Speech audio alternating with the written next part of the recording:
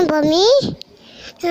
நம்ம தமிழ் நம்ம சேனல். இந்த வீடியோவை லைக் பண்ணுங்க, ஷேர் பண்ணுங்க, கமெண்ட் பண்ணுங்க. அனைவருக்கும் கோபிநாத்தின் அன்பு வணக்கங்கள்.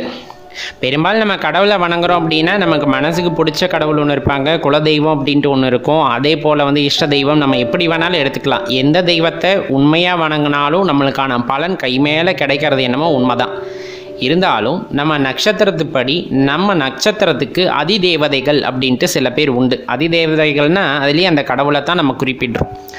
அப்படி அந்த அதிதேவதைகளை நம்ம முறையாக வணங்கும் போது கட்டாயம் நம்மளுக்கு நல்ல பலன்களை அவங்க கொடுப்பாங்க அப்படின்னு குறிப்பிடப்படுது.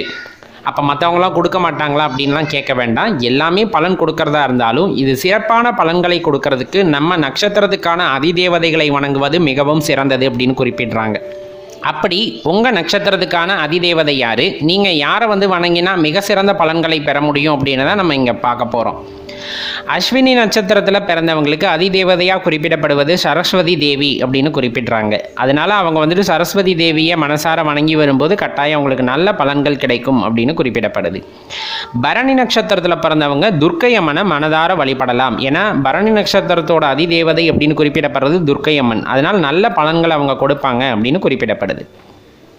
கார்த்திகை நட்சத்திரத்தில் நீங்கள் பிறந்திருந்தீங்கன்னா கார்த்திகேயன், அதாவது நம்ம முருகன் பெருமானத்தை நம்ம அப்படி குறிப்பிடுறோம் கார்த்திகேயன் அப்படின்ட்டு. அப்போ முருக வழிபாடு கார்த்திகை நட்சத்திரத்தில் பிறந்தவங்களுக்கு நல்ல பலன்களை கொடுக்கும் அப்படின்னு குறிப்பிடப்படுது. ரோகிணி நட்சத்திரத்தில் பிறந்தவங்க பிரம்மதேவரை மனதார வழிபட்டீங்க அப்படிங்கும்போது உங்களுக்கு நல்ல பலன்கள் உண்டாகும் அப்படின்னு குறிப்பிடுறாங்க. மிருகசீரிடம் நட்சத்திரத்தில் பிறந்தவங்க சந்திர தேவன் தான் அதுக்கு அதிதேவதை அப்படின்னு குறிப்பிடப்படுது. அதனால சந்திரனை நீங்கள் மனசார வழிபடும் போது உங்களுக்கு சகலவித நன்மைகளும் கிடைக்கப்பெறும் அப்படின்னு குறிப்பிடுறாங்க. திருவாதிரை நட்சத்திரத்துக்கு அதிதேவதையாக விளங்குறவர் பார்த்தீங்கன்னா சிவபெருமான் அப்படின்னே குறிப்பிடுறாங்க. அதனால சிவனை நீங்கள் மனதார வழிபடும் போது உங்களுக்கு நல்ல பலன்கள் பல கிடைக்கப்பெறும் அப்படின்னு குறிப்பிடப்படுது. புனர்பூச நட்சத்திரத்தில் பிறந்தவங்க அதிதி அப்படிங்கிறவங்க தான் அதுக்கு அதிதேவதையாக குறிப்பிடப்படுது. அப்போ அதிதியை நீங்கள் மனசார வழிபடும் போது உங்களுக்கு எல்லா நன்மைகளும் கிடைக்கப்பெறும் அப்படின்னு குறிப்பிடப்படுது. பூச நட்சத்திரத்தில் பிறந்தவங்க குரு பகவான், அதாவது நவகிரகங்களில் விளங்கக்கூடிய குரு பகவான் பிரகஸ்பதி அப்படின்னு சொல்லக்கூடியது தேவகுருன்னு சொல்லுவாங்க.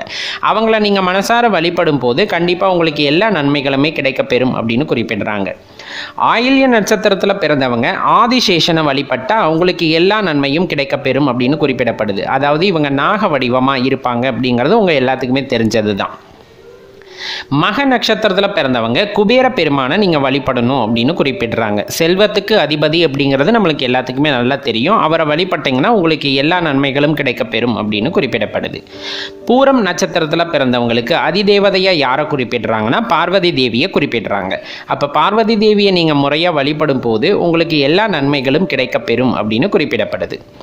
உத்திரம் நட்சத்திரத்தில் பிறந்தவங்க சூரியனையும், அஸ்தம் நட்சத்திரத்தில் பிறந்தவங்க ஐயப்பனையும் சாஸ்தான்னு குறிப்பிடுறோம். இந்த ஐயப்பனையும் நம்ம மனதார வழிபடும் போதே கட்டாயம் நம்மளுக்கு எல்லா நன்மைகளும் கிடைக்கப்பெறும் அப்படின்னு குறிப்பிடப்படுது. சித்திரை நட்சத்திரத்தோட அதிதேவதையாக யாரை குறிப்பிடுறாங்கன்னா விஸ்வகர்மா அப்படின்ட்டு குறிப்பிடுறாங்க. அப்போ விஸ்வகர்மா அவர்களை நீங்கள் மனதார வழிபடும் போது உங்களுக்கு சகல சௌபாகியங்களும் கிடைக்கப்பெறும் அப்படின்னு குறிப்பிடப்படுது. சுவாதி நட்சத்திரத்தில் பிறந்தவங்க ஆஞ்சநேய பிரபுவை நீங்கள் வழிபடலாம். அப்படி வழிபட்டிங்கன்னா உங்களுக்கு ஏற்படக்கூடிய துன்பங்கள்ல இருந்து விடுதலை கிடைக்கும், நன்மைகள் நடைபெறும் அப்படின்னு குறிப்பிடப்படுது. விசாக நட்சத்திரத்தில் பிறந்தவங்க முருகப்பெருமானையும், அனுஷ நட்சத்திரத்தில் பிறந்தவங்க லக்ஷ்மி தேவியும் நீங்கள் மனதார வழிபட்டிங்கன்னா நீங்கள் நினைத்ததெல்லாம் கைகூடும் அப்படின்னு குறிப்பிடுறாங்க. கேட்டை நட்சத்திரத்தில் பிறந்தவங்க இந்திரனை வழிபடுறது ரொம்பவே சிறந்ததாக குறிப்பிடப்படுது. அதே போல் பூராட நட்சத்திரத்தில் பிறந்தவங்க வருண பகவானை நீங்கள் வழிபடுறது ரொம்பவே சிறந்ததாக குறிப்பிடப்படுது. உத்திராட நட்சத்திரத்தில் பிறந்தவங்க கணபதியை, அதாவது நம்ம விநாயகர் பெருமானை நீங்கள் வழிபட்டால் ரொம்பவே நல்லதுன்னு குறிப்பிடுறாங்க. திருவோண நட்சத்திரத்தில் பிறந்தவங்க விஷ்ணு பகவானை வழிபடுறது ரொம்பவே சிறப்பான பலன்களை கொடுக்கும் அப்படின்னு குறிப்பிடப்படுது. அவிட்ட நட்சத்திரத்தில் பிறந்தவங்க வசுக்கள் அப்படின்னு குறிப்பிடப்படக்கூடிய முனிவர்களை வழிபட்டிங்கன்னா உங்களுக்கு ரொம்பவே நல்லதுன்னு குறிப்பிடுறாங்க. சதயத்தோட அதிதேவதைகள் அப்படின்னு பார்த்தோம் அப்படின்னா யமன் அப்படின்னு குறிப்பிடுறாங்க. அப்போ அவரை மனசார நீங்கள் தியானம் பண்ணும்போதோ அல்லது கும்பிடும் போதோ உங்களுக்கு நன்மைகள் பல நடைபெறும் அப்படின்னு குறிப்பிடப்படுது. பூரட்டாதி நட்சத்திரத்துக்கு அதிபதி யாருன்னு பார்த்தா குபேரன் அப்படின்னு குறிப்பிடுறாங்க. அப்போ அவரை நீங்கள் வழிபடும் போது உங்களுக்கு எல்லா நன்மைகளும் கிடைக்கப்பெறும் அப்படின்னு குறிப்பிடப்படுது. உத்திரட்டாதி நட்சத்திரத்தோட அதிதேவதை யாருன்னு பார்த்தா காமதேனு அப்படின்னு குறிப்பிடப்படுது. அப்போ காமதேனுவை நீங்கள் மனதார வழிபடும் போது உங்களுக்கு சகல நன்மைகளும் கிடைக்கப்பெறும் அப்படின்னு குறிப்பிடுறாங்க. ரேவதி நட்சத்திரத்துக்கான அதிதேவதை யாருன்னு பார்த்தா சனி பகவான் அப்படின்னு குறிப்பிடுறாங்க. அதனால் அவரை நீங்கள் மனதார வழிபடும் போது உங்களுக்கு எல்லா நன்மைகளும் கிடைக்கப்பெறும் அப்படின்ட்டு குறிப்பிடப்படுது. இந்த மாதிரி மேலே குறிப்பிடப்பட்டதெல்லாம் அந்தந்த நட்சத்திரத்துக்கான அதிதேவதைகள் அப்படின்னு குறிப்பிடப்பட்டது. அதாவது அதிகாரம் பண்ணக்கூடியவர்கள் அந்த நட்சத்திரத்தை அப்படின்னு குறிப்பிடுறாங்க. அப்போ அவங்கள நம்ம சரணடைந்திடும் போது நம்மளுக்கு வரக்கூடிய துன்பங்கள் வந்துட்டு அதுவாக விலகி போயிடும் அப்படின்னு குறிப்பிடப்படுது.